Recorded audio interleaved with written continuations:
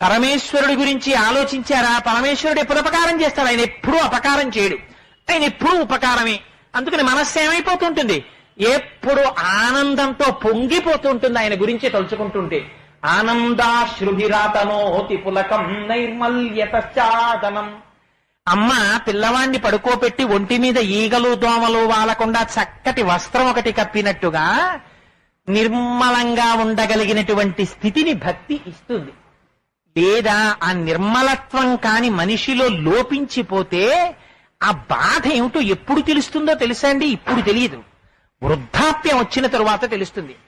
చింత గొప్పదా చితి గొప్పదా అని అడిగితే చింత కన్నా చితి చాలా తక్కువ. చితి కేవలం శవాన్ని మాత్రమే కాలుస్తుంది, చింత బతికున్న నాళ్లు కాల్చేస్తూనే ఉంటుంది. అందుకని అది ఒక్కసారే కాల్చే